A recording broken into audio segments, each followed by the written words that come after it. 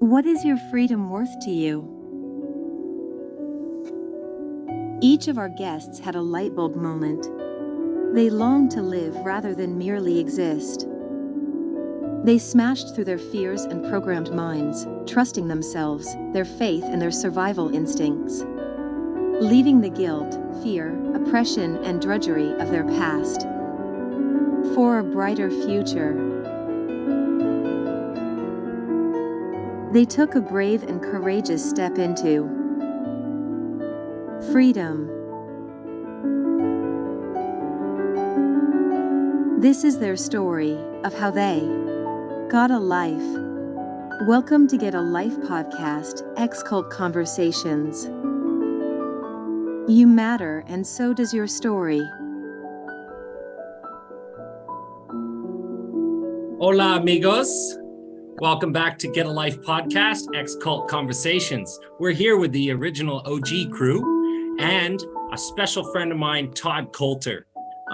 Me and Todd have become really close over the last little while. We didn't really know each other in the church, but we've been talking a lot, and Todd has some crazy stuff to share. His life has been wild, but he's such an amazing person. So I'm really happy to introduce him. And he also has some news about the PBCC that he's going to share with us. Go ahead, Todd.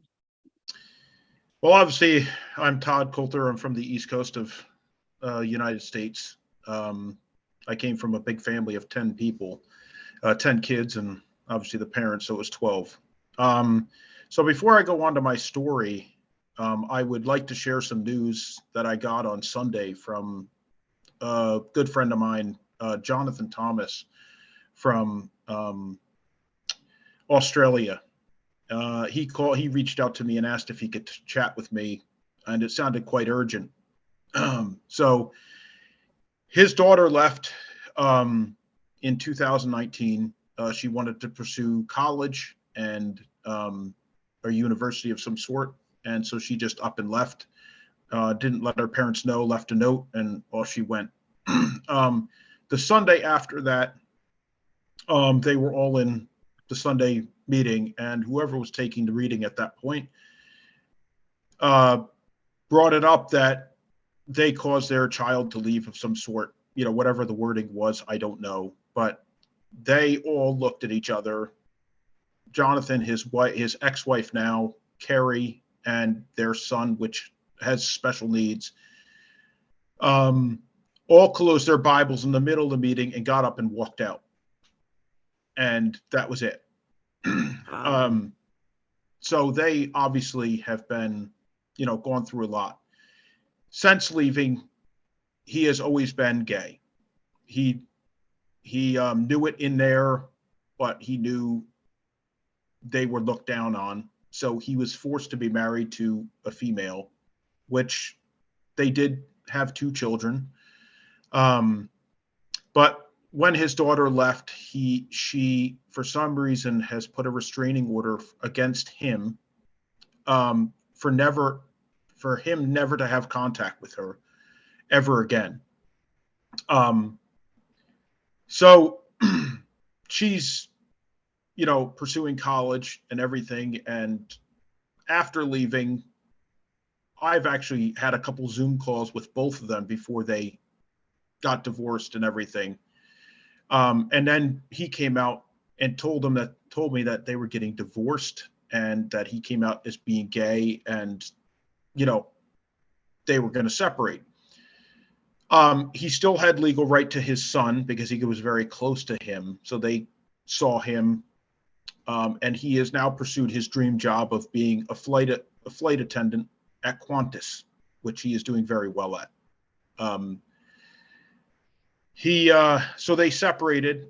Unfortunately, the brethren stepped in and had paid for all her court costs for the divorce, which was a red flag for me right in the beginning.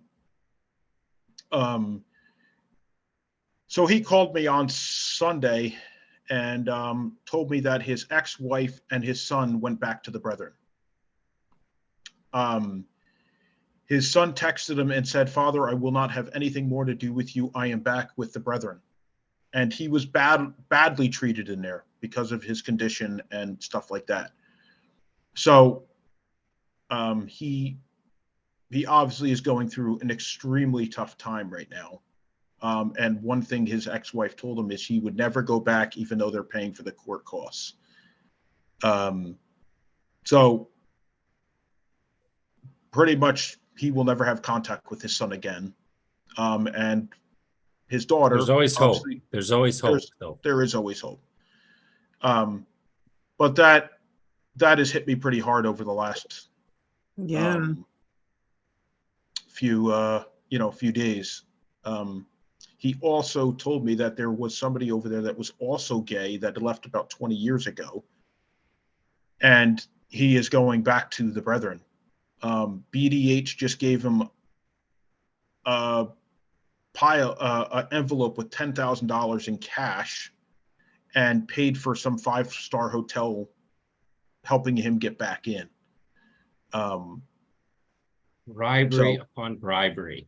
Yeah, it is. And the thing is, it's sad because a lot of these people have been taught to just love money, and so they judge success by money. So as soon as they get into a tight spot, it's like they feel like shame for having no money. And then they go, oh, well, the Brethren's got money, right? And the Brethren just knows that they can just offer them money, put them up in a hotel like that. It's so sad.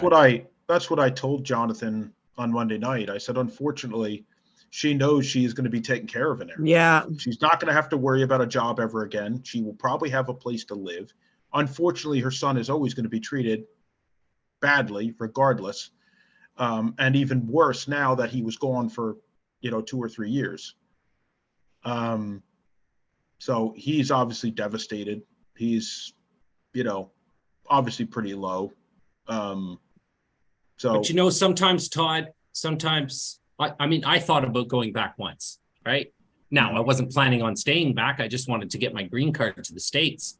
But I think once the door is opened a little bit, right, you might go back, but permanently stay back, the chances that you'll permanently stay back are less. Not saying they're going to leave again, but the chances are lower that they'll stay back in, because it's hard to rewire the brain back to that way of thinking, right? Yeah. Back to this judgmental hatred of other humans and thinking they're better than them, and thinking that only matters is money and all that way of thinking. It's hard to go back into that. Yeah. So I hope that they learn when they're back there. I hope they actually listen to what the Brethren say in the meetings. Read the Bible. Read what it actually says. It's terrifying. You don't want to be in there. There's no fun and joy, right? They might go back for temporary, but I really hope that they learn from their time back in there. Yeah. Well, it's, from all I've learned since I've left, which actually marks 6 years on Friday. Oh, wow. Awesome. Congratulations. Thank you. It is becoming more and more how BDH wants to twist the scriptures to suit his financial needs and his wealth and how he can control 50,000 people. Yeah. And this game is so old. It's been played a million times by a million other cult leaders throughout history. Just read it. And he's just like all the other ones, uses the words, and he can twist them and make anything out of it. And it's so easy to do. Right? Well, and yet, go on. No, I was going to say, I met my uncle, which is 76, on Sunday for breakfast. And I told him he's very, he likes going to church, and if that helps him, that's fine. But I told him, you got to remember one thing. Me and you could read the exact same verse of scripture, and I will interpret it completely different than you. And I said, that is what's happened in there. You've got to remember that scripture was produced by a man, and the Bible was rewritten by a man, and it was his own thinking. It wasn't word for word on how whatever Bible he read it from.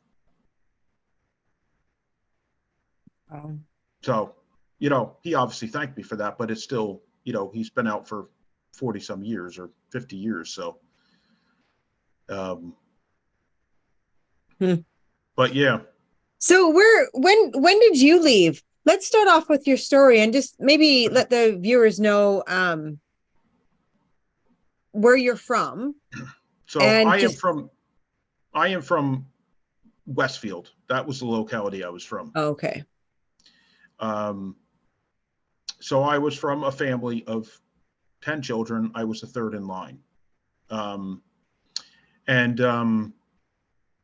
I just, from a young age, I have to say it wasn't that way growing up. It was, pretty standard practice, but obviously as the years went on and more technology came out, you could see the scriptures being twisted and more was about BDH and John Hales, and just everything started twisting more about BDH, his sons.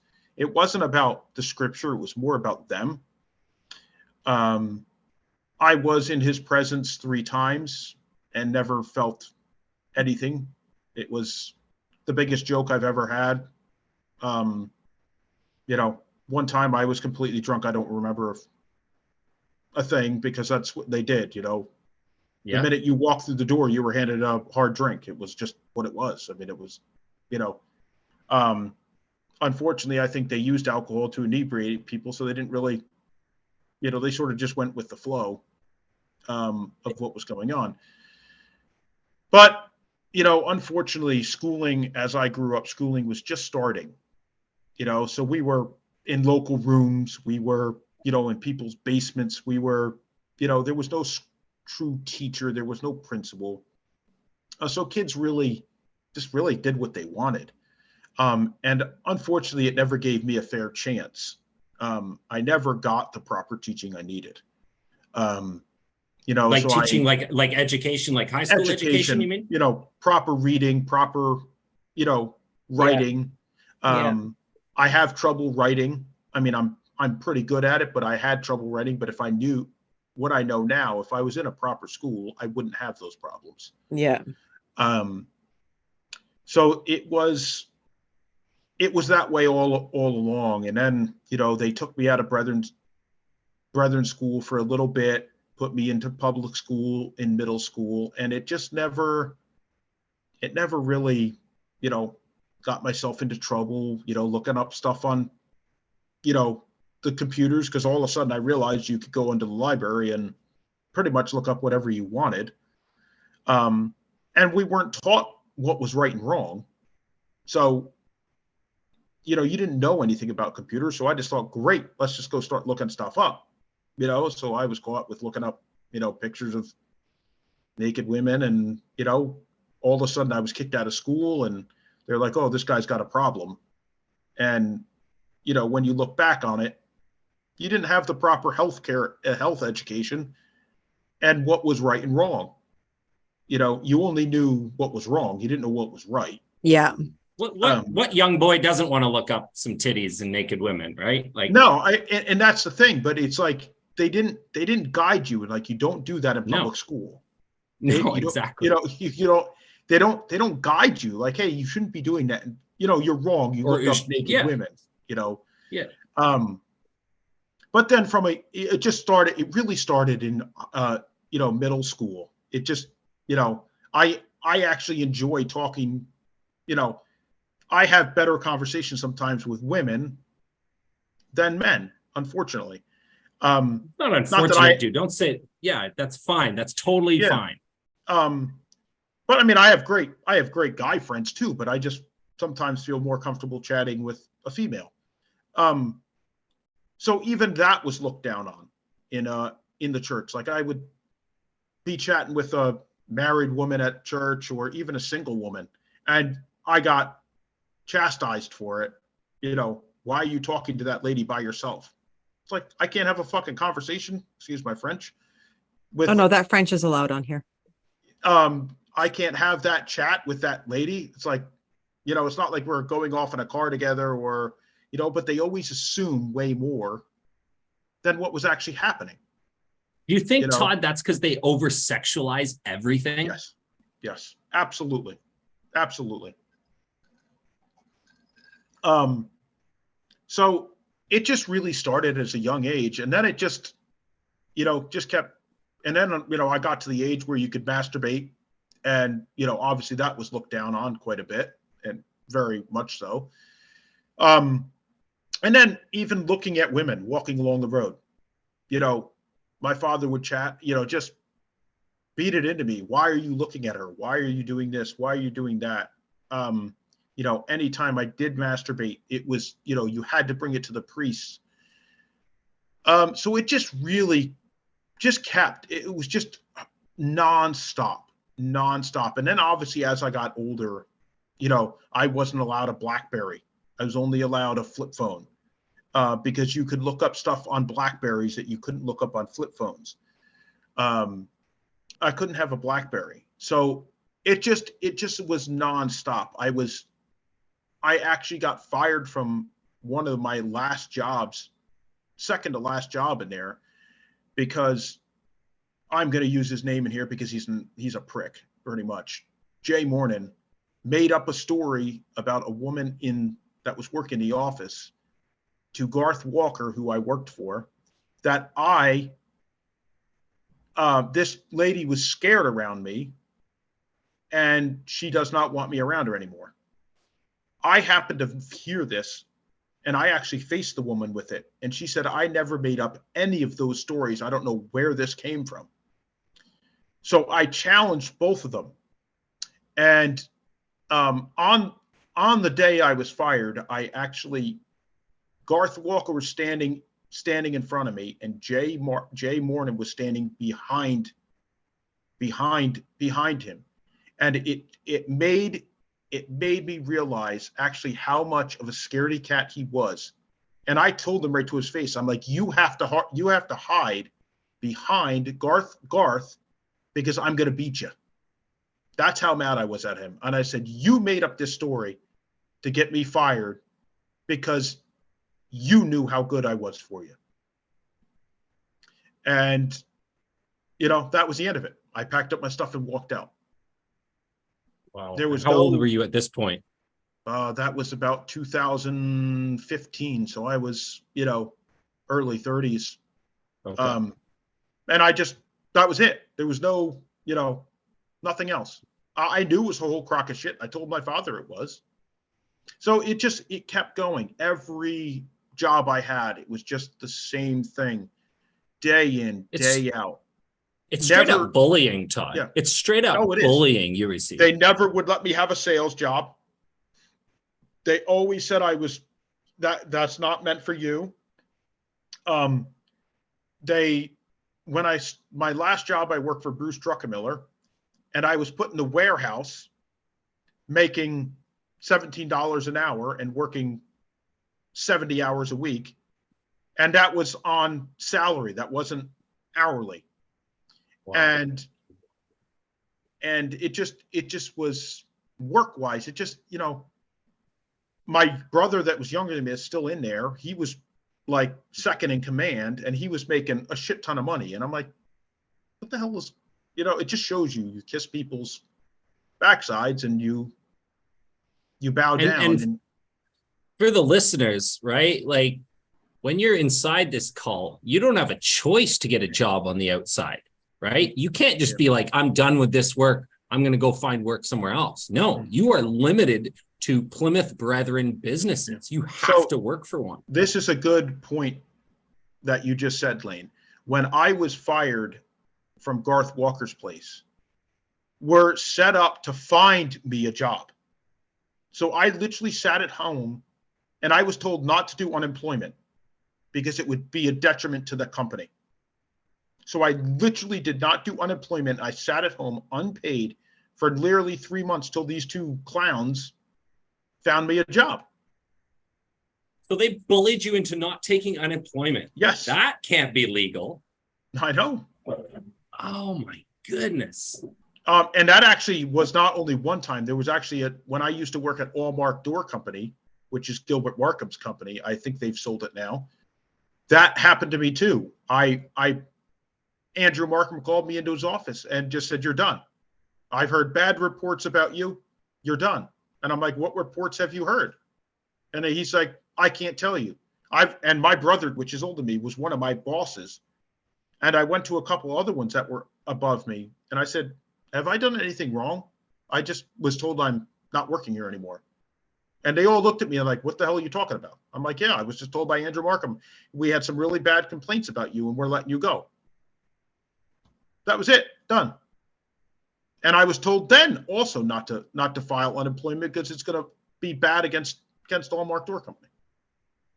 Firing you? They tell you not to get unemployment as well? The audacity of these people. Yeah. So, and then through that time, so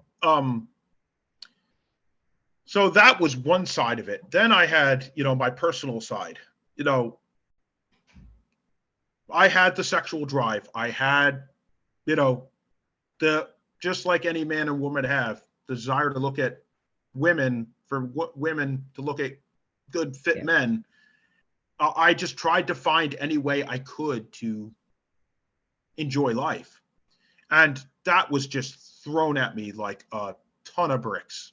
I remember probably about 2014, right after Roy Symington married Rhoda Markham.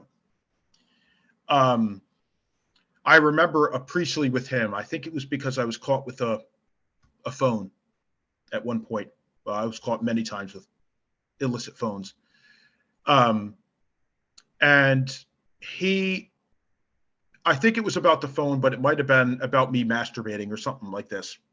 But I remember sitting in his living room. It was my father. Of course, numbers was everything for them in Priestley's. The more men they had, the better they were. So it was Roy Symington, Dave Patterson, and my father and me.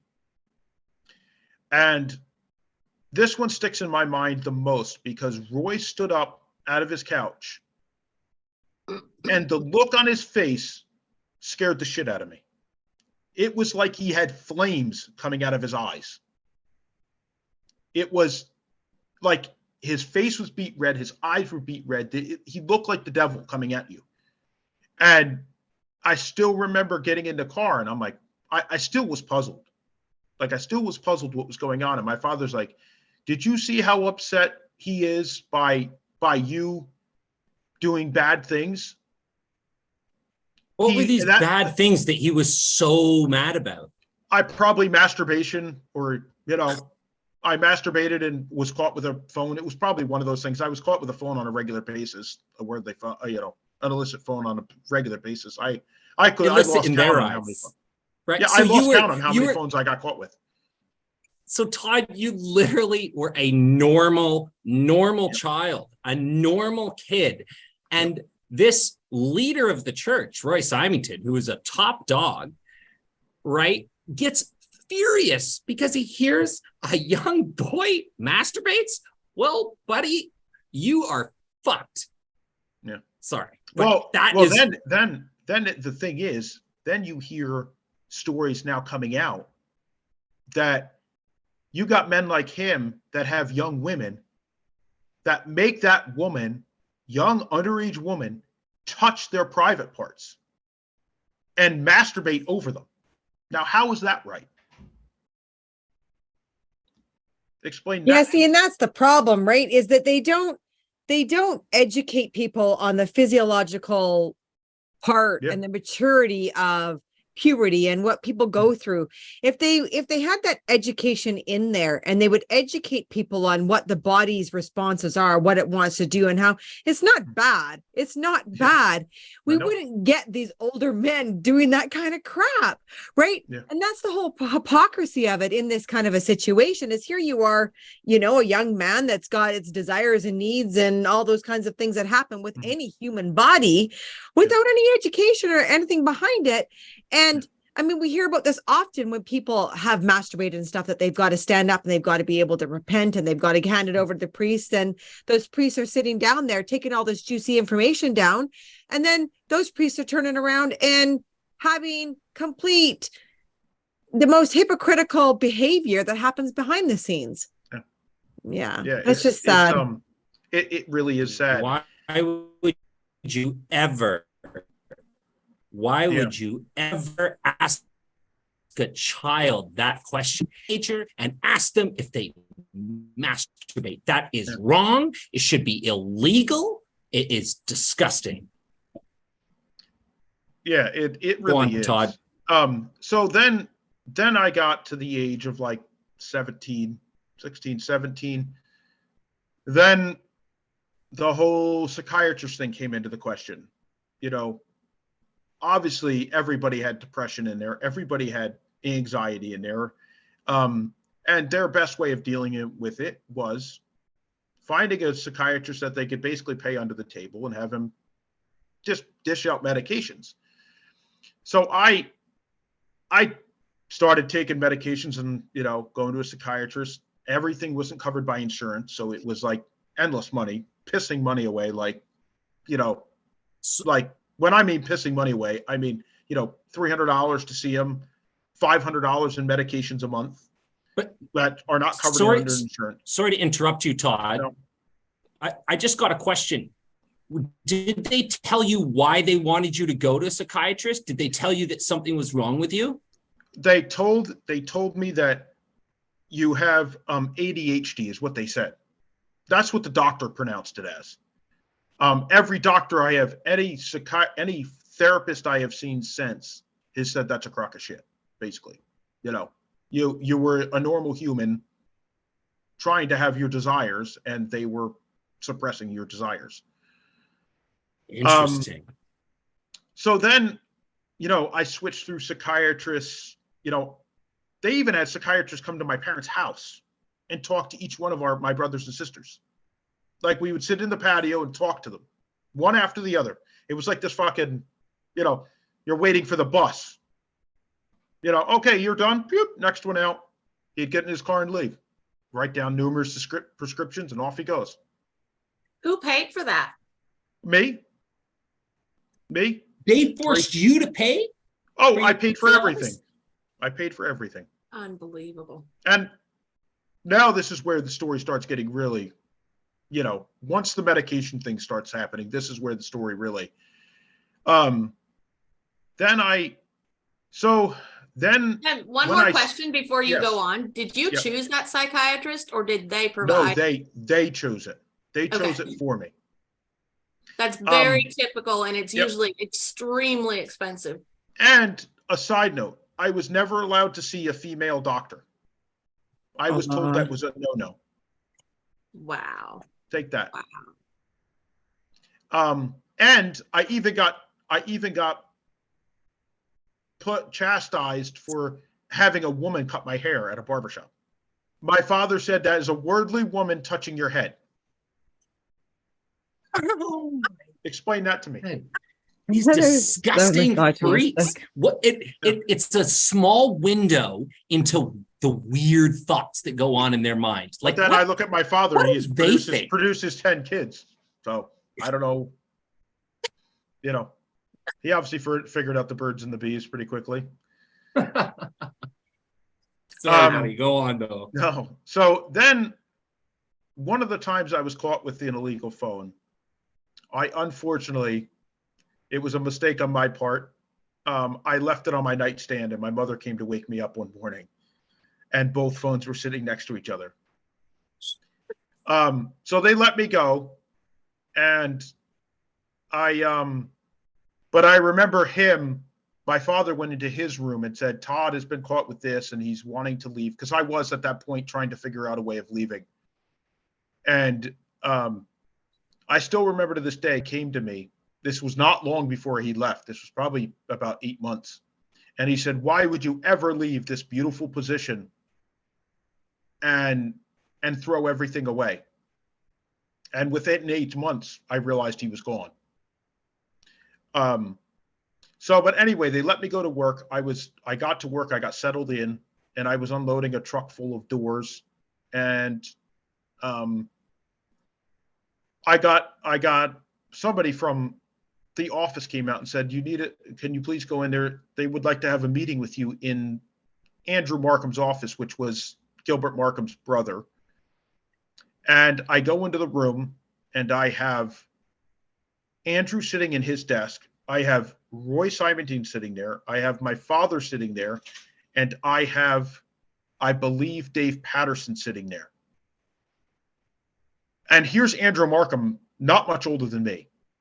You know, we're probably only a few years different in age, within 5 years. And he's my boss. And they bring up, now this is a Priestley. They bring up in his office that I was caught with an illicit phone. And so we had a whole fucking meeting and everything. And guess what Roy Simonton ends up saying to me? He says, Todd, hand that illicit phone to Andrew and he will take care of it for you. For thinking I was doing what was right, I handed it over to Andrew Markham, which was nobody at that time. You know, I don't know what he is doing now, but, and my father at that point was going to be going out with with a couple of the younger kids and my mom for the day. And Andrew said, you can go with your father for the day and I'll pay you for the day off. So I walked out of the office, went for a whole day with my father. And the next day I continued at work and just kept working. And I still to this day don't know why I handed the phone over. You know, I do because I, you know, they were told, I was told to. But then it really, that's really where the turning point was for me. And then, you know, time lapsed, you know, seeing psychiatrists, being put on 4 or 5 different medications. Then probably about this, again, this was probably, I saw a different psychiatrist. Again, we changed psychiatrists because the one that we saw moved out of town. He went to work for the military or something. So another psychiatrist that they saw, you know, I guess they probably had a meeting with him and, you know, paid him all kinds of money to do what he needed to do, which I never felt any help from anyway. You know, once a month I would see him and we would pretty much talk about the same shit. He would ask about how my family was doing and my brothers and sisters, which all saw him too. And I have a younger brother that was seeing him as well. And I remember the psychiatrist asking me about him quite a bit. Me and him actually at home didn't get along very well. It wasn't anything personal. It was just probably because of the toxic, you know, family stuff. You know, there was no TV to watch. There was no radio to listen to. There was nothing. You know, you sort of sat there and looked at each other and got pissed off at each other for day in and day out. And unfortunately, since we've left, we've actually come very, very close. So it proves to you what the environment of that cult does. But so day in and day out, I saw him for years. Then this was before my other brother left in 2013. I was told, my younger brother, we're not getting along very well. So all of a sudden one day I was told I had to move out, shipped off to another older couple in the city, because to make the family work is what they said. Again, I was on 4 different medications and drinking very, very heavily because that's all they did in there. Which there was never anybody telling me that, you know, you might not want to drink that alcohol because, you know, the medications you're on. Nobody ever stepped in and said that, not even the doctor. Like, hey, this medication you're on, you might want to watch your alcohol consumption. Nothing, just kept going. So all of a sudden, one day I was whisked out of the house, packed up all my stuff, moved down to, I'm going to say their names because I don't think they're alive anymore, from what I know. Keith and Mary Locke, which probably a lot of you know who they are, which they never had kids because, just a little side note here, she had some difficulties producing eggs, I believe, now that I know what I know now. she never told Keith that she couldn't have kids before they were married. So they got married and he found out he would not be able to ever have children. So that's another thing there that irks me a little bit. So I moved into their basement. I was not allowed to have a vehicle there. I was not allowed to have a personal phone. So I shipped in there. The couple's rules, like this couple. No, this is rules rules on I you? had. No, this is the rules the priest set out and my father set out.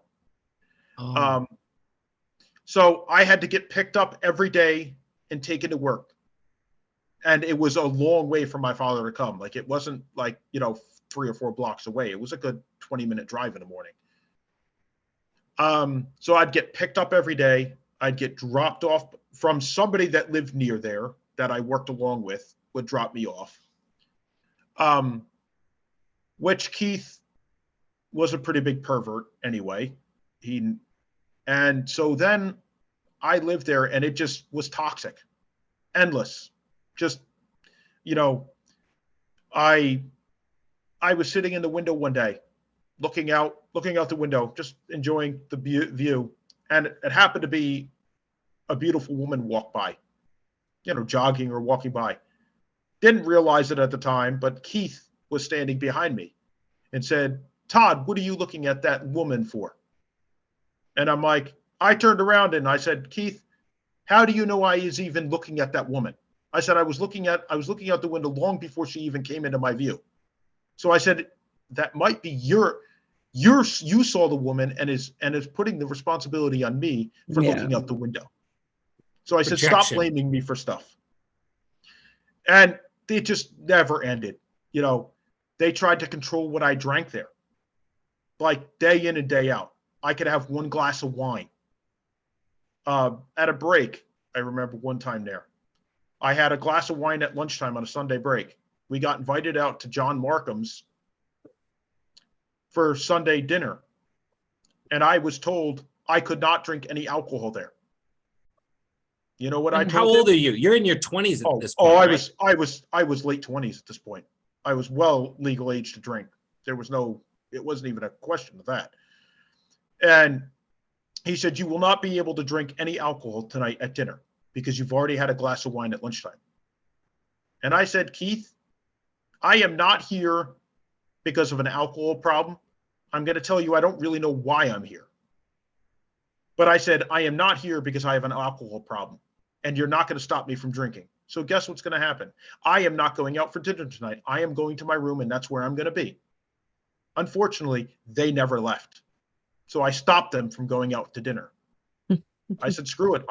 They stopped themselves. Yeah. They stopped themselves. But man, like the manipulation they try and put on an adult, that's mind blowing. And then from Mary's side, she was a very unique individual. And then it went on from there. Food I ate. I wouldn't eat some of her vegetables sometimes. Like, I didn't feel like them. Carrots, peas, whatever it was. I just didn't feel like them that night. And it just got worse and worse as I stayed there. So one night I didn't eat food. It's something that she made I didn't want. And she's like, she got all pissed off and started screaming and hollering at me like, "Why won't you eat your food? I don't know how your mom ever did it." And I'm like, guess what? My mom never chastised me or blamed me because I wouldn't eat a vegetable. I just didn't feel like eating. And you're how old at this point? I feel I'm probably in my late 20s. Like this is just ridiculous. And like treating you like a 10-year-old. I truly said to her, I said, "Mary, my mom would not treat me this way because I didn't eat a vegetable she put out." I was like, remember, we had 10 kids in our family. So they're each individual human. They can choose what they want to eat. My mom would tell me, you really need to eat some meat or, something, you can't just, have a plate full of potatoes, as a mom would do. Yeah. But remember, this is not my mom. Yeah. I had no relationship. You're a grown adult. You're a grown-ass man. Yeah, I'm a grown-ass man. So, and she stormed out of the living room. She stormed out of the dining room, wouldn't even eat. So I said to her, guess what? I can see why God never gave you any kids. And Keith said, "Todd, stop it." And I said, "Hey, I'm just stating facts. If she's going to treat me this way, how would she have been treating her children?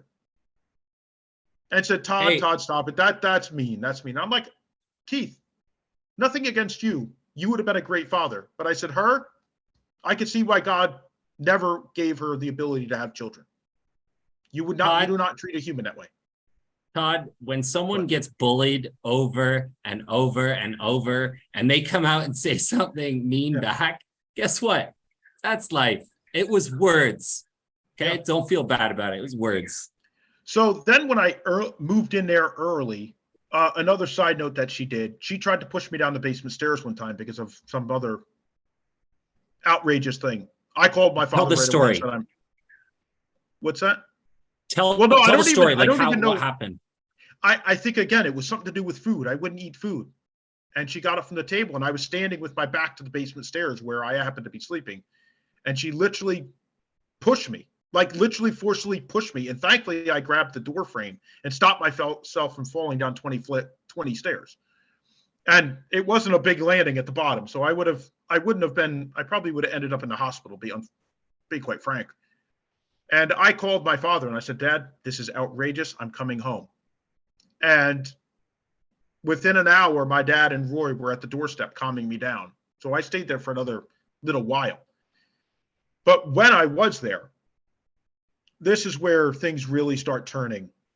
Well, I mean, they were pretty bad then.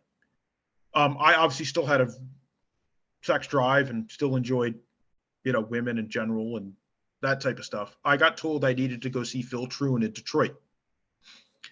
Now he's a Brethren doctor, right? He was a Brethren doctor. He was a certified doctor, Brethren. It was all the same era as like Dr. Kirkpatrick and a couple other ones, Phil Craddock, and that all pretty much used and abused their powers of being a doctor. Yeah.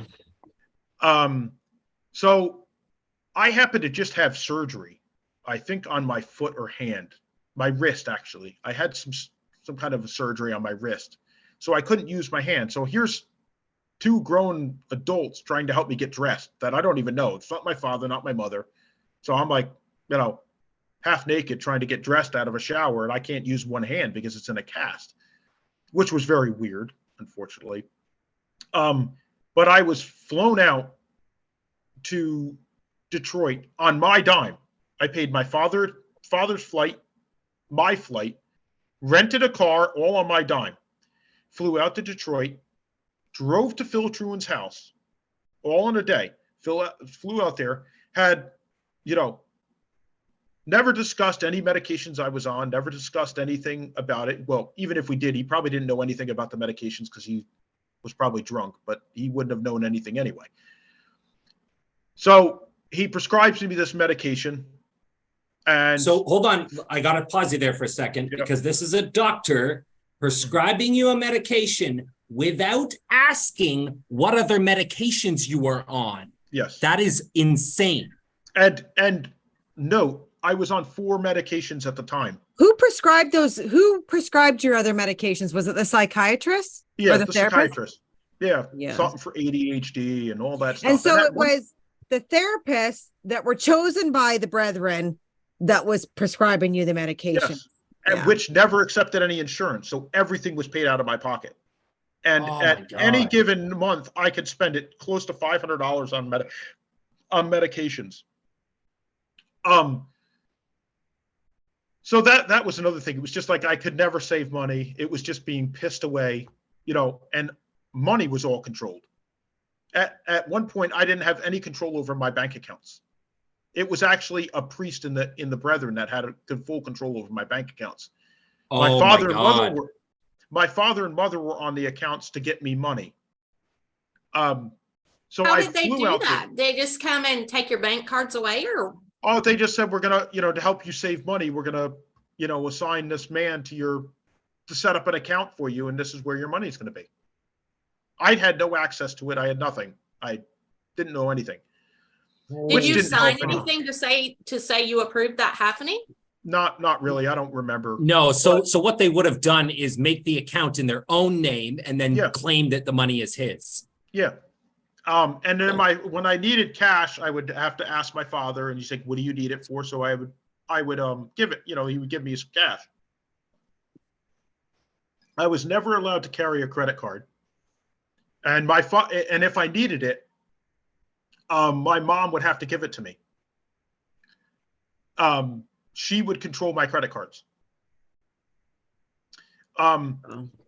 So I had this meeting with Roy Simon and Dave Patterson, my father, and before I went to see Phil Truan, and they had me sign all these documents about this medication that I was going to be prescribed, but I had to see Phil Truan in person before he prescribed this medication.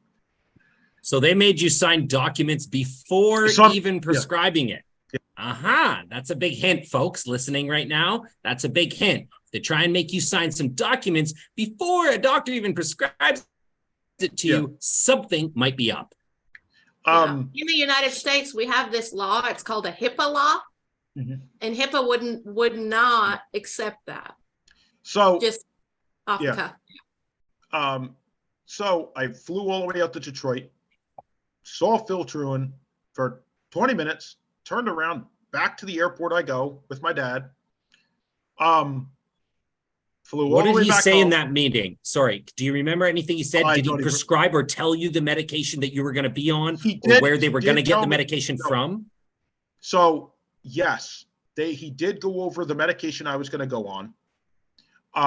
And he did state that it is illegal in the United States. So we will be ordering it from England. Well, there you go, folks. The doctor admits that the medication is fucking illegal. Yeah. Sorry, go on. No problem. So I fly back home with this prescription, and here I am. I go on this medication for 3-4 years, something like that. I forget. I don't even know. Till I left. I was on it till I left. Sometimes I would stop it because I just knew. You remember the name of it? Can you say it on here? I do not know. It starts with a C. I actually talked to Craig Hoyle, I think, isn't he? He's another one that went on an illegal medication. Yeah. Or something like that. So it was a chemical castration medication, what it was. They didn't state that to me. So, but folks, I want to repeat what he just said, because I want the listeners to clearly take that in. They put a young man on a chemical castration medication because he masturbated. And I had too high of a sex drive. I think is the name. No, you had a normal. Yeah. You had a normal sex drive. Something like that, Rich. So then I went on this, but I was also told not to tell my psychiatrist the medication I was on. I was not allowed to tell any doctors what medication I was on. Okay, so just for the record, HIPAA laws do not allow priests to administer paperwork for you to go and get they are not allowed to keep that paperwork, and they are not allowed to administer paperwork like that. And sorry, I interrupted Richard. I want Richard to say the name of the medication so we get that on the record. It's Cyprostat, Cyprostat. That actually sounds familiar. Yeah, the spelling of it. So it basically changes all your hormones. So if you were on it for long enough, you would basically be completely feminized. You'd start growing breasts, and your testicles would shrink, and you would basically you won't produce sperm. So Todd, is the reason why they placed you is the whole issue they had with you? Was it to do with your sex drive? Was it to do with what would be your natural sex drive? Yeah. That's what their issue was with this whole time, was just your sex drive. Caught with porn magazines, and this is just ridiculous. It's so heart-wrenching because you're how old at this point in time? Do you know what I mean? Like, this is just mid to late 20s. I'm almost 30. Like, this is absolutely so heart-wrenching to know that this is the brain mentality that they have still in there, because you said you're almost coming up to your 6-year anniversary of leaving. Is that what you said? Friday. Yep. And I actually did state this. I have not been on one single medication since I've left. Oh, I can imagine. I'm not either. All my antidepressants are gone. And actually, all my therapists have told me you don't need them. So good. I mean, one thing just for people who've never been in the Brethren, that it's obvious to us, but it won't be obvious to you. is that, of course, you're not allowed to have a girlfriend in the Brethren. If you're a young man in the Brethren or a young woman in the Brethren, you can't have a boyfriend or a girlfriend. You have to be celibate until you're married. And so this is the position Todd found himself in. He couldn't just do what every other normal person would do and have a girlfriend, nor could he well, marry. actually, Richard, hang on. Yeah, go on. Richard, hang on. I did have a girlfriend from 19 to about 20, 25. But were you allowed to have any sexual relations with her? No. No, exactly. I can talk to her once a month. Right. And her name was, she's actually not with us anymore. Her name is Janelle Devonish, which a lot of you probably know. I know, Lane, you probably would know her. She passed away from breast cancer, unfortunately. Oh. And that was not long after we split up, and she, within 4 months, she was married and pregnant. So, and unfortunately, the sickening part about that, they had a kid, the kid lived, and within 5 months, that man was married to her younger sister. Yeah, I remember that. Yeah. Anyway. But the point is, you don't have a legitimate outlet for your natural feelings. So if people are saying judgmental, goodness, wow, he was looking at porn and so on. Well, the guy couldn't have a girlfriend. He had no legitimate outlet, no normal outlet for normal, natural, God-given feelings. Yeah. So then I was on this medication for quite some time, and I started growing lumps in my breasts. Yeah, I bet you did. Very, very, very uncomfortable. I have to say, very uncomfortable. I went and got mammograms. I went and got tests, and there were these growths coming up. And of course, you were not allowed to tell the doctors. I did tell the surgeon. I did tell the surgeon. I did actually give the surgeon the name of it, of what, because he's like, I got to know what's going on here. Like, these aren't just going to grow, like just lumps growing in your breast. Like, come on. Like, and I just opened up to him. I'm like, this is the medication I'm on, FYI. But I was never allowed to tell my psychiatrist, because think about it. They could translate it and realize that something's fucked up here. Excuse my French. So then I went and saw a plastic surgeon, because they were painful. They had to be removed. They were extremely painful. I went to a plastic surgeon and got them removed. And I will tell you, to this day, you would never see those scars. I would have to point them out to you. I'm to show you where they were. That's awesome. And that is one reason I did what I did. So that, again, plastic surgeon is not covered under insurance. So here again, I dropped $7,000 to get those lumps removed.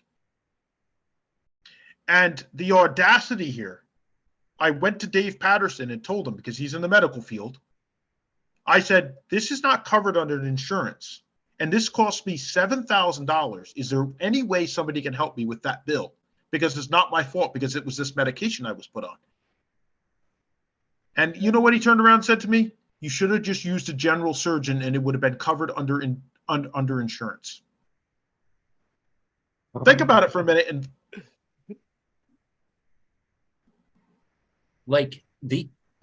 I'm so sorry. I don't even have words. That. Like, you are still sitting here today talking to us and able to say it without even breaking down. Man, I have so much respect for you. Like, I just can't fathom what you went through, dude. It blows my mind what they did to you. It's I'll tell you one thing, the woman in my life is, once I opened up to her, because it's the audacity that he has to do something like that to an actual normal human. Yeah. And unfortunately, Roy and Dave are just puppets in the show. Yes. And so, you know what, people ask us, why do we go after BDH so much? Why is it always BDH's name that we use?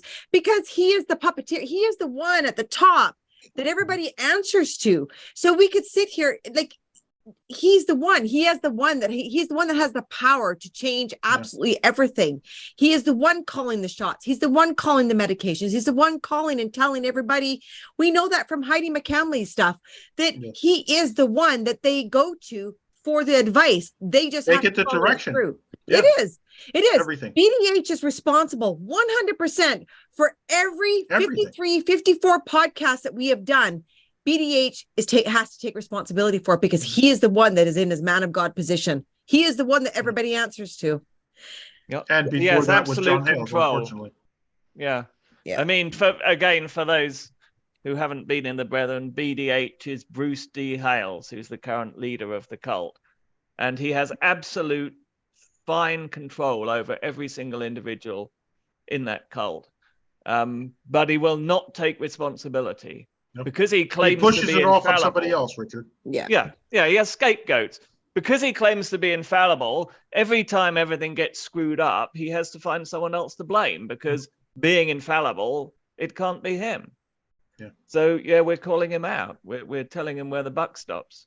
Yep. Well, So and he brings back people that he uses as his fixer. And Roy happened to be one of those fixers. He Yeah. brought Roy back when his own family said they would have nothing to do with the man. He was so evil. Yeah. He would throw temper tantrums. Which Your I description- legitimately wouldn't have anything to do with him anyway if it was my father. Yeah. Your description of him with the flames coming out of his eyes is so familiar. And his own kids would tell you that. But Yeah. Bruce needed him. He needed a fixer. So he brought him back. He needed somebody in the States. Despite the fact the be guy able to- had 25 court cases against him. You know, usually in their world, you would not be allowed to sit through a meeting with a court case pending against you. And Roy had 25 and he brought him back so that he could continue to torture everybody. Yeah, he was sent all the way up to Regina to chew me out. I mean, he's an ugly guy when he's happy, but when he's in a bad mood and those little piggy eyes go blood red, boy, it's an ugly sight. Satan himself, eh? Looks like a pot-bellied pig.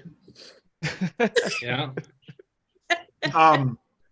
So then Roy really had nothing to do with that. I never really talked to him about that surgery and that because I went to Dave Patterson because, he had the medical, he was in the medical business and, he had, maybe ways of getting around that. But then it just kept going, same thing, day in, day out, masturbation, Priestley's and, stay in the clear, everything will work out, your pay will get better, things will work out, you'll get married. And I tried it for a couple of years and it just didn't work. I was like, this is bullshit. Like, the whole thing is a crock of shit. I'm sorry. I've talked to And did they BDH, keep you on this medication? yeah. So you're still on the medication at this point in time? Oh, yeah, absolutely. Even Yep. after you've had surgery, they kept you on the Yes. medication. They kept me on the medication and Oh my God. and they told me if you get married, you can come off the medication. Holy God. cow. So Wow. how did they get the medication to you? So I mean, it came obviously you from weren't Great getting it Britain. from It was ordered from some distribution center in England or Great Britain somewhere. I don't know what country, but it was England, I think. Yeah. And that cost to get like a 3-month supply was like $500. And you paid for this? Yes, all out of my Was pocket. there And it a was on- doctor in England that prescribed it? Or No, Phil Truan prescribed it, and I guess he knew the ways of getting it. So that's my question. Can a doctor from America have prescribing authorities in the UK? So anybody that's in that medical field could, message us and let us know. I know an American doctor cannot prescribe in Canada and a Canadian doctor cannot prescribe in America. So Yeah, exactly. it seems I don't very know how they obviously never told me how they would Acquire it. So was this actually shipped to your door, like FedEx all the way from the UK? Shipped directly to my house, my parents' house. Wow. Wow. Okay, I'm sorry. Okay, keep on going on. No, so then the surgery happened and recovery and same thing, same bullshit. They tell you day that in, you can day get out. married. Yeah, I could get married, So then, me and Janelle Devonish were going together at that. We split up before that, and that was all guidance from BDH. So we were going together for a number of years. I was 19 and she was 17. She happened to stay at our house. She knew my sisters quite well. And that's actually how we got a liking for each other. And we started talking, and then we were controlled. The minute they knew we liked each other, it was, you could talk once a month for 15 minutes. And, then finally in 2007, January 2007, we went up to Edmonton. My parents, me, my sisters, believe another one of my brothers went up there for a weekend fellowship meeting or something like that. I forget what it was. I stayed at her house, but she had to go stay at her aunt's house at night because they were worried we were going to do something. So then it was just like the same thing, you could sit next to each other. You couldn't hold hands. You couldn't give her a hug. You couldn't, none of the, romantic, what in a relationship you should be able to do. Then we went to Jasper for a day, and me and Janelle were sitting next to each other, and we were doing stuff, under blankets, and because it was winter time, it was January. We landed up there. Just step back a couple. We landed there, and me and her sat next to each other, and there wasn't enough room for all the suitcases, so we put a suitcase on our lap, which gave us the chance to hold hands. My sister was next to me. She saw us holding hands under the suitcase. She went and told my dad. My dad came and said, "Why were you holding Janelle's hand?" I'm looking at her. I'm like, "Well, isn't that what you're supposed to do in a relationship?" So then it just really started, we hang out. We could never be by ourselves. We couldn't be, what it was, like a, boyfriend, girlfriend could do. At one point I was thinking about moving up there, relocating to get married and relocate and live up there. But that ended, I shipped all my money up there. Calvin Devonish actually held the most of my money for a good couple years. And it just never happened. So we shipped it all back. And then BDH was in Vancouver, and Janelle's uncle, Calvin Devonish, set up a meeting for Janelle, because we were out of state. We wanted to get married and we wanted to proceed. And she talked to him as he was leaving Vancouver. And he said, "Sever your connections and get the Lord's mind." So she wrote a letter to me. I actually had bought her a ring and everything, like an engagement ring or a birthstone ring. She shipped everything back to me and wrote it in writing, that this is what BDH said. And I already knew at the time that there was a guy up there that had the hots for her. I forget his name, Jeremy something or other. So I already knew, and I told her, "Tell him, he does anything with you, I'm going to kick his ass." Like, "No, you're mine. This is it." Anyway, BDH said this, so she ended the relationship just like that. No questions, no this is not right. I love this man. I want to be with him. I want to be married to him. And within 6 months, she was married. I think it was within 6 months she was married to this man. He had bought a house, and BDH approved it, and off they went. They got pregnant with their first child. And I was actually living at Keith and Mary Locke's at that point, and I heard that she had breast cancer. And she was pregnant. She was very close to about 8 months pregnant. And thankfully the baby, they brought the baby, and within 4 weeks she passed away. The cancer took over. And I heard this. I wasn't even at home, and I heard this. My sister called me or something. So she was passed away, and then within 6 months, I hear that he's marrying her younger sister because she was taking care of the son, and BDH said they should get married. So now they have kids together. Think about it. It's like this family affair, just going through sisters, So That's it's just sad, like man. one of those things. So it's just like, whatever BDH says goes,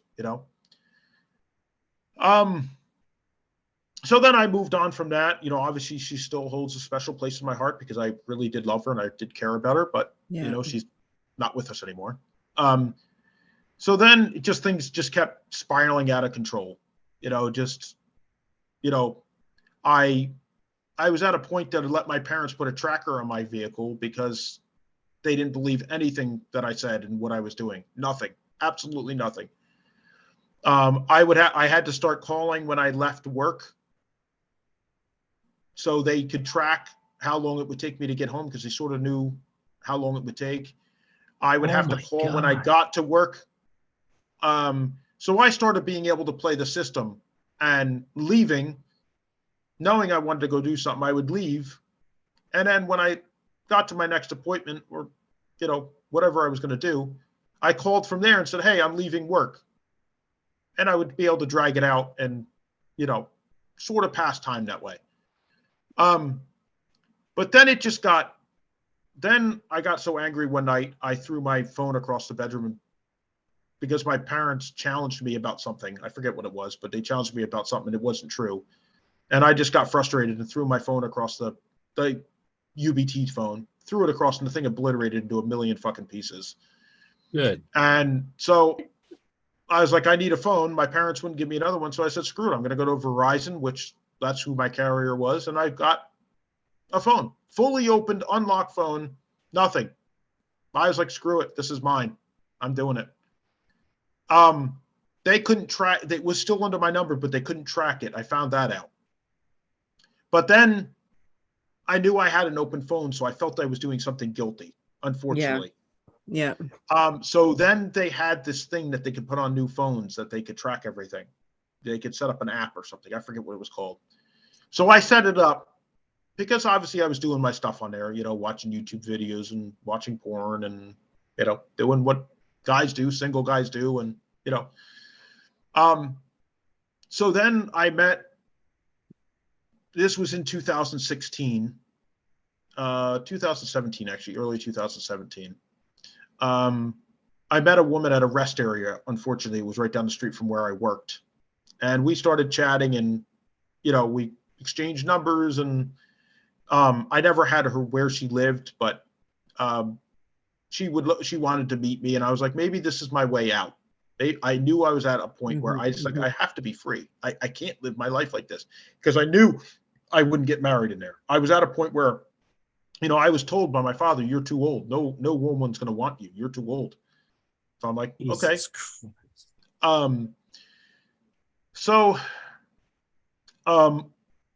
It happened to be a Thursday night. I told my father the night I was leaving, I told my father, I'm bringing my vehicle. I'm extremely tired. I am going to go to church.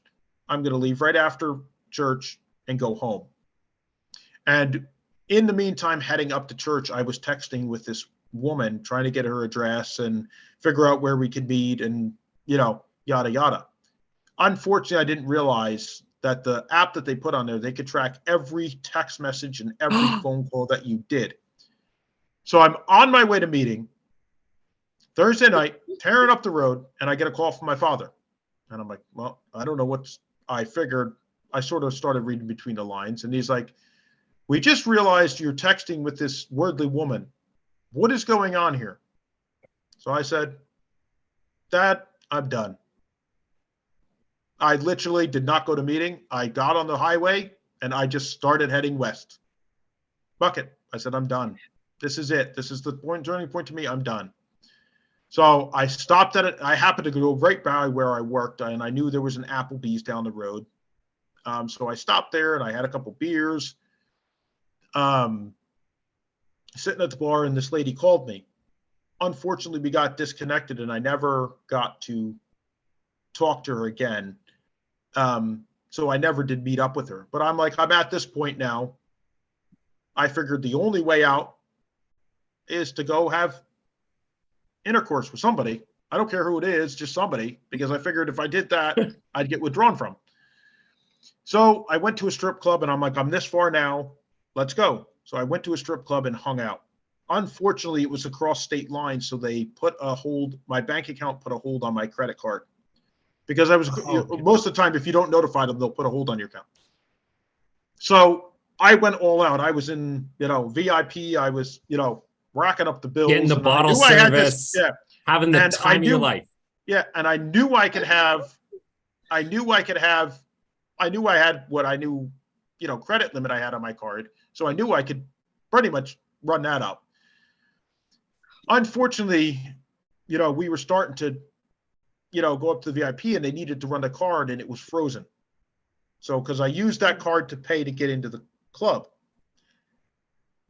Didn't realize it was frozen. So the only one that would unfreeze that is my father. So I'm like, fuck this, I'm calling my father.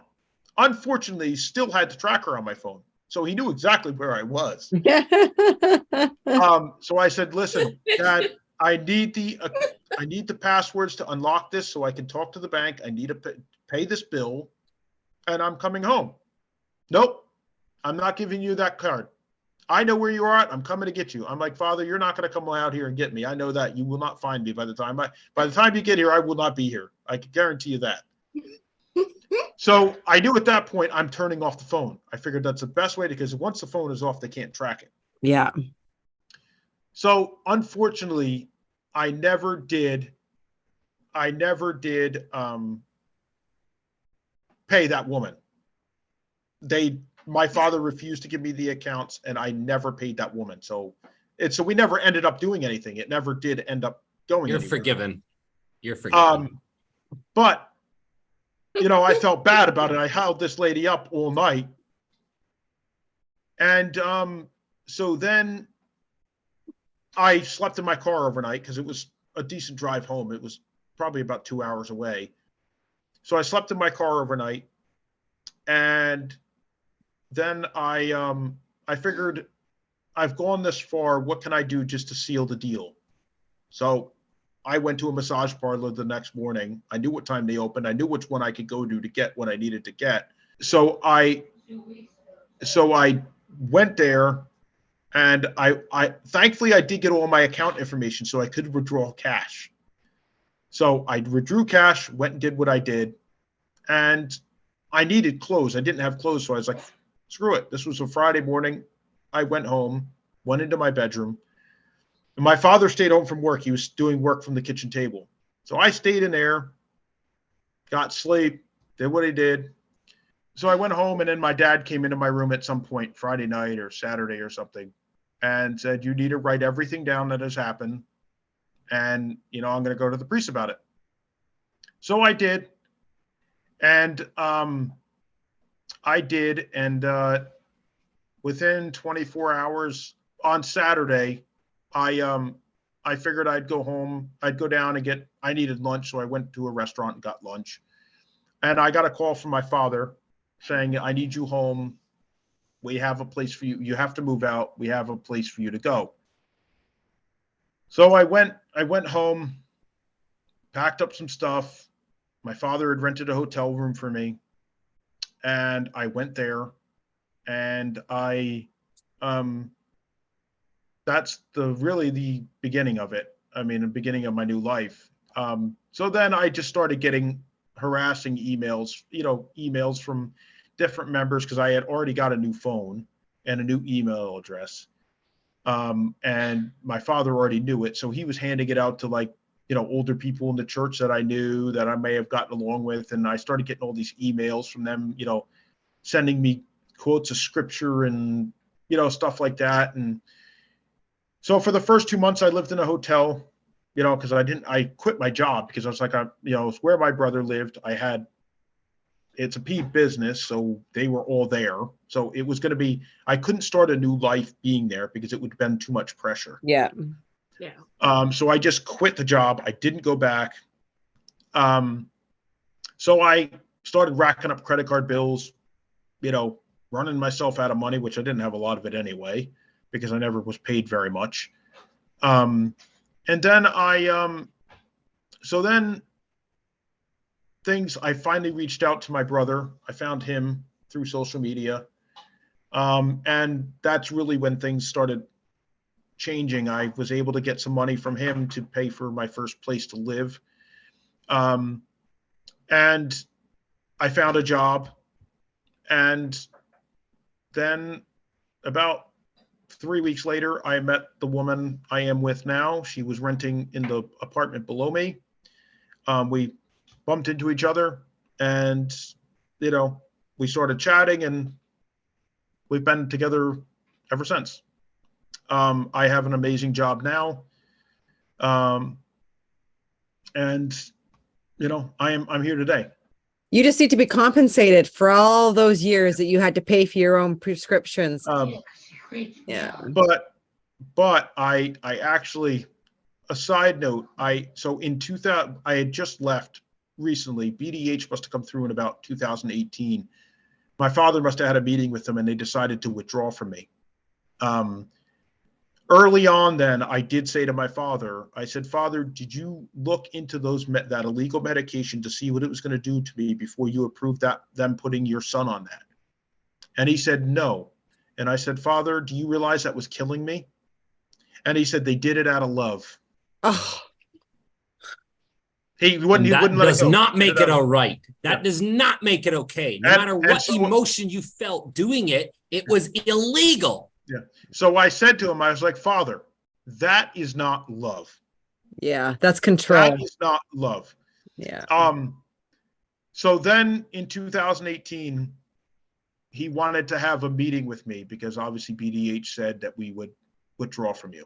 So I said, fine, we'll have a meeting. I was like, would you want to go to like a Starbucks or a Dunkin' Donuts or something to sit down? He's like, me and Mom want to meet you, you know, somewhere. And I was like, fine, we can go meet in the morning and have a cup of coffee and chat. I have no problem with that. So my brother came with me because obviously they like numbers. They like to come and you know, have 2 or 3 guys or guys, girls, whatever they are. Yeah. So he's like, no, we'll just meet in a parking lot. I'm like, great, that's a great way to have a meeting. Meet in the middle of a parking lot.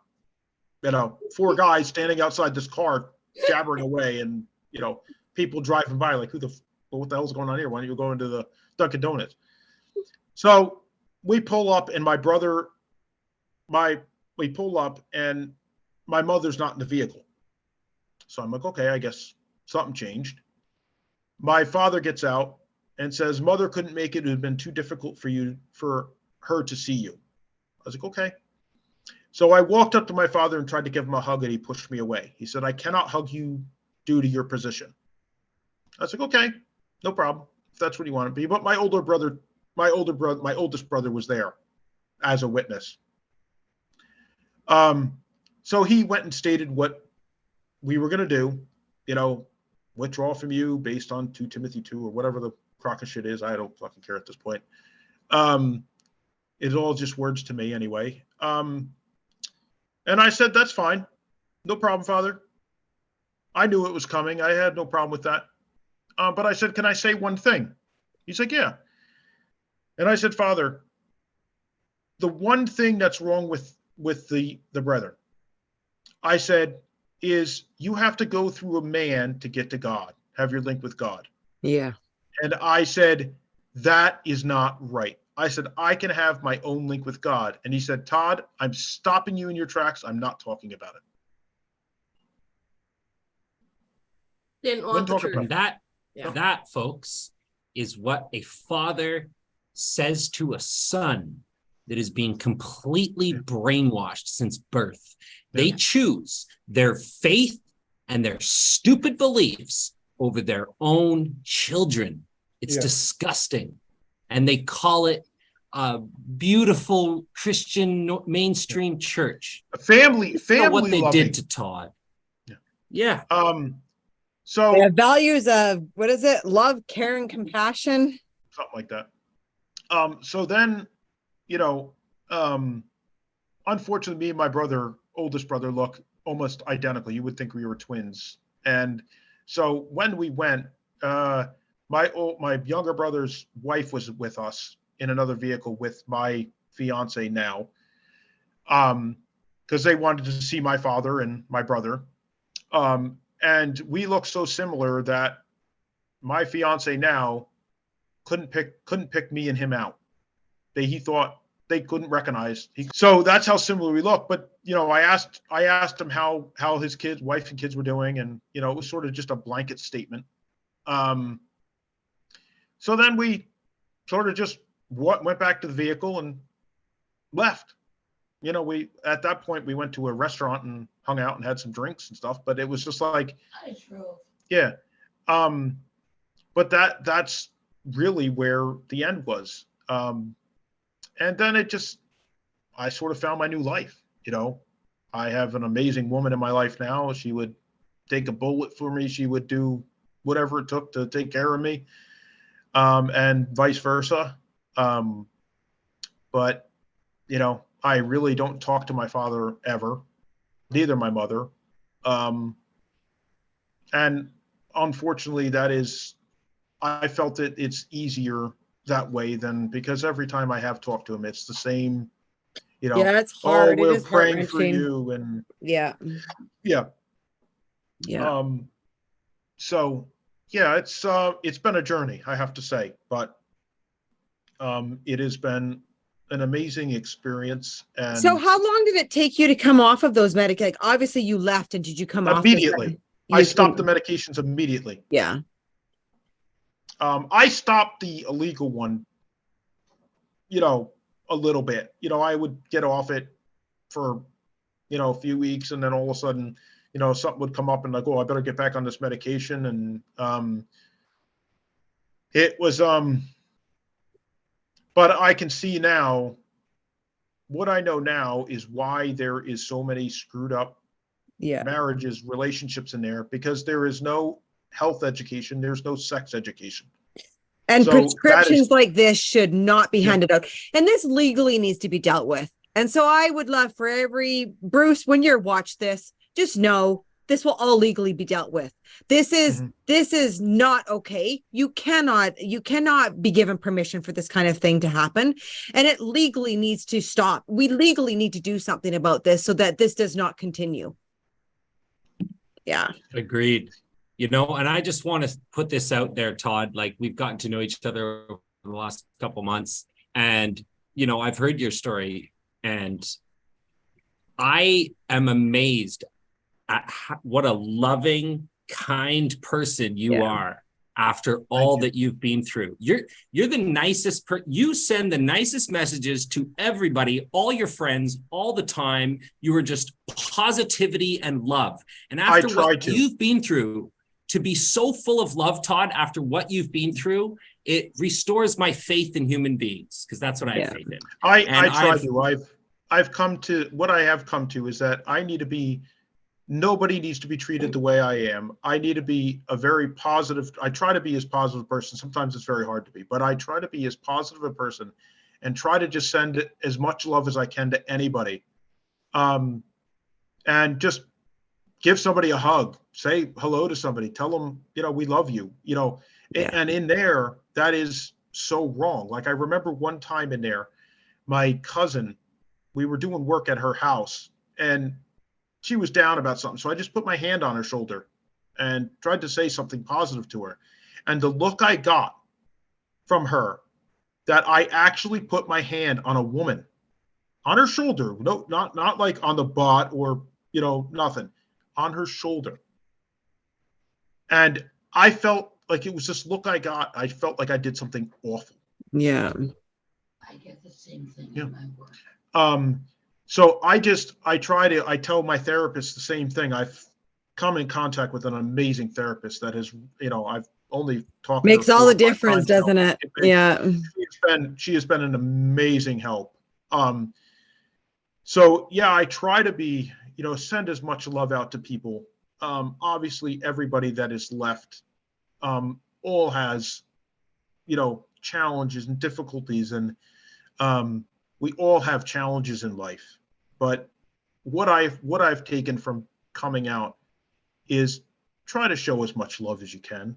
Try to tell somebody, say hello to them. Like, even at work, I always thank somebody for how hard they've worked for me. I go through and say goodbye to every person in the office before I leave, if they're there.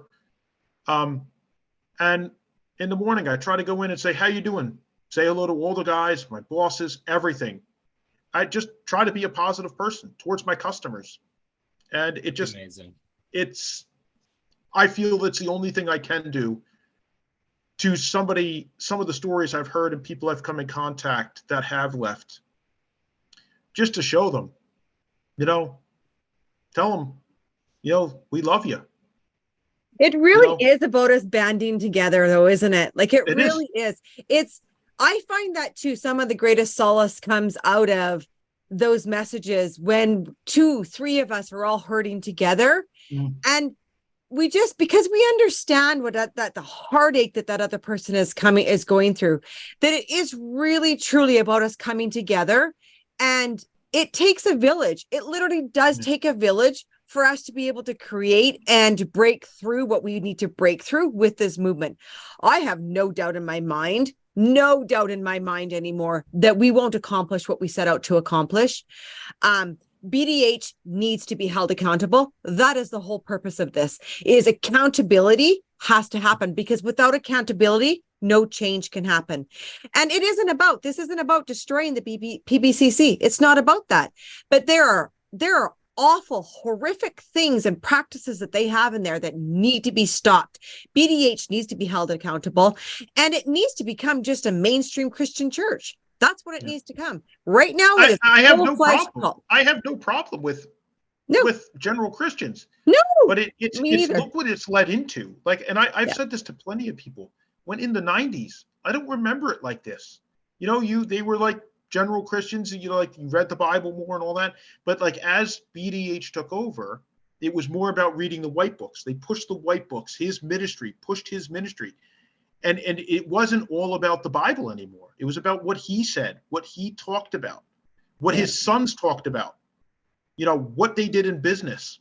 All of a sudden, business seminars, look what he does, look what, and it just became so commercialized. Yeah. Even from, go ahead, Richard. No, it was me. I was just going to say, it's human worship, right? It's human worship. That's what it is. That's what it's become. But that's been around for thousands of years. But I think under Bruce Hales, yes, the cult became even more prominent in its worship of a human, right? And it's really gross in this day and age to have that level of worship of a human being. Along with greed, right? Like they become so greedy. Yeah. Well, that's the other thing. I still remember dumping all this money into these baskets and giving the care meetings, and the amount we would give, and most of it, good portion of it, would go to BDH every month. Yep. And it was just like, where's your own concern for your own family, your own, everything was about what you're going to put in that basket. And I take Abby Thompson or whatever, her story, when she told, and how she broke down because she came out so recently. It has become like a business. Yeah. It's not all about Christianity and, trying to spread good word. It is all about business and how they can make as much money and suck everything out of any individual in it. And some people don't have it. I mean, we talk to people that are just being bled dry. I don't know how my father did. I don't know how my father and mother did it, because my father he worked very hard, but he never made anything. I mean, I don't know what he made, but I could tell you right now, he didn't make a lot, but he, I wouldn't be where I was and act like I'm acting now if it wasn't for my father. I give him that credit. Yeah. And I don't blame my leaving on my father. I blame it on the church. I don't leave him because of him. Unfortunately, he is very brainwashed. Exactly. They're just a product of they're a product of their environment. Yeah. They're very brainwashed. And I want to touch on a point before we close out today. And that's about masturbation. Okay. It's totally normal when done privately. Okay. There's nothing wrong with it. If you're in the brethren and you are wondering why you want to look at girls so much and you're a young boy, that's a normal feeling. Okay. I'm not telling you to go look at it or anything. I'm just saying that's normal. Also, if you're above 18, you're allowed to have sex, consensual sex, but use protection, be smart. And let me tell you a little secret. At no point Do you need a piece of paper signed in front of judges or God's blessing on having sex? Consensual adult sex is completely fine and healthy, and you're allowed to do it long before you get married. Mm-hmm. And actually, on that note, I have to say, I have felt so much better. And actually, my fiance has noted a major difference from the first time we met. From all the medications I was on to what I am at now. Yeah. It's night and day.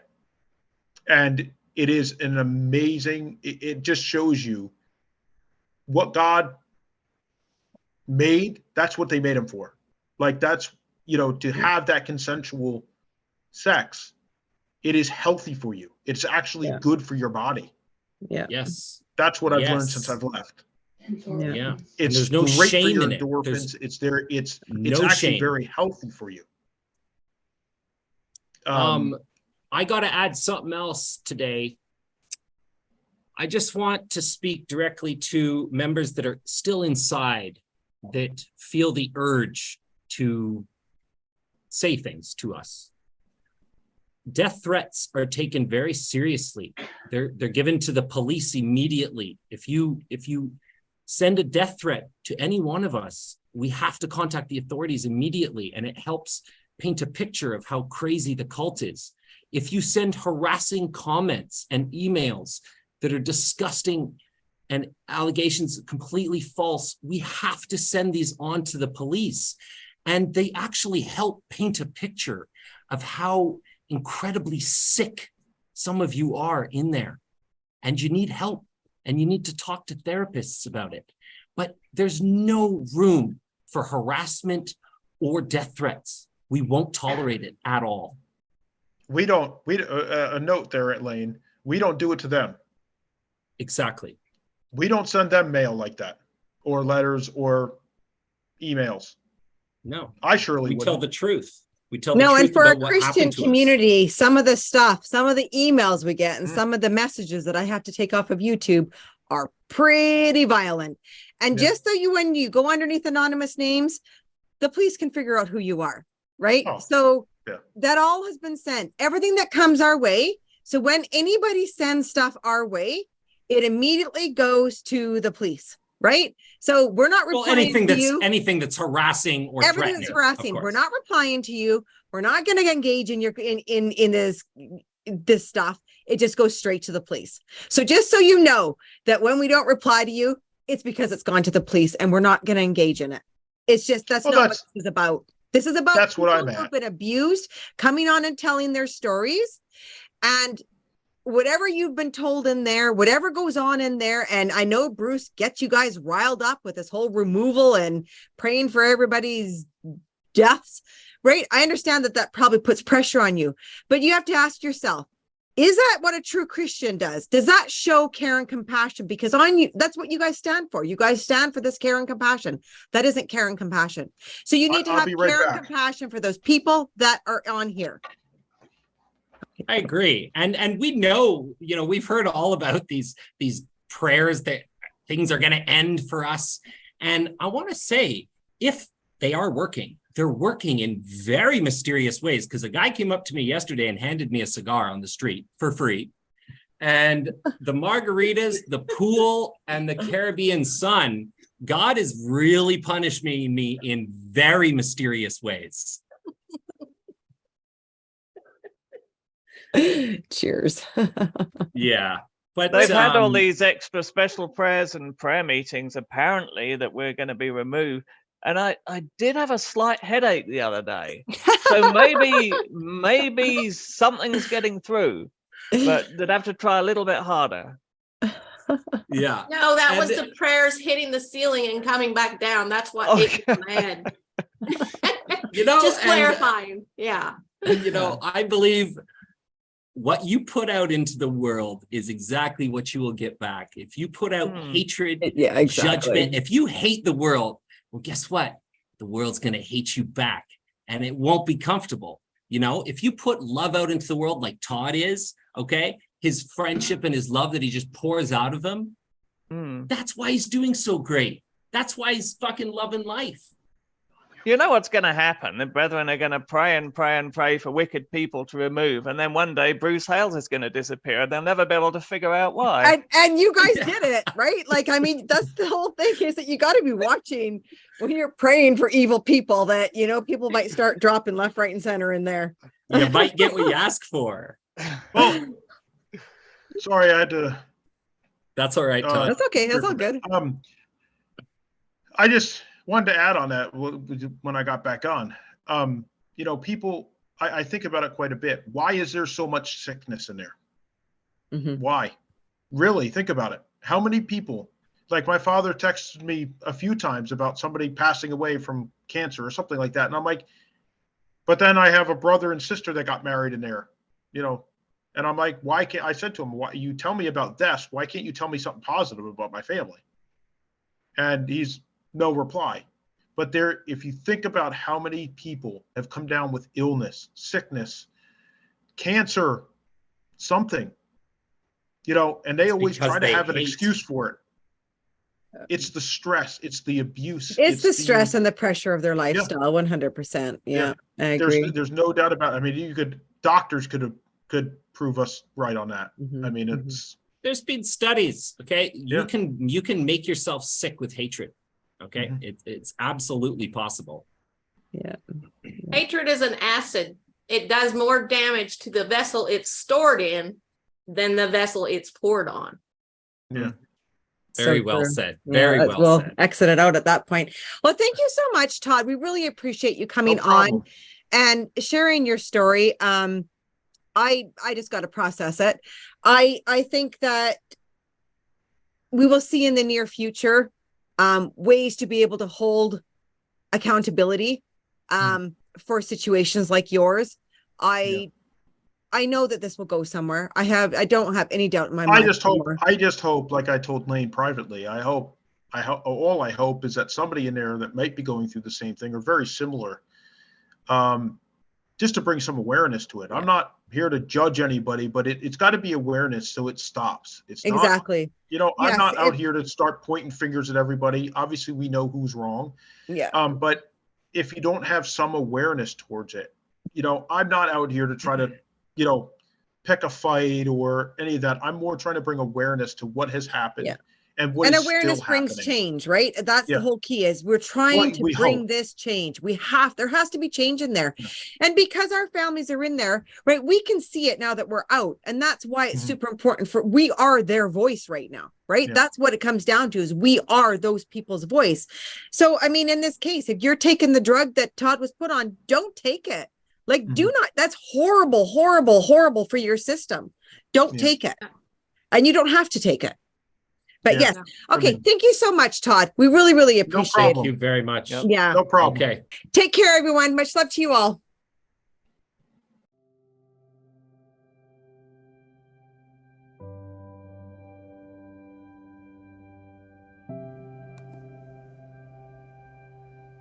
If you are in a high-demand religious group and need help, please go to oliveleaf.network. To share your story or be a guest on the show, email info.getalife@proton.me.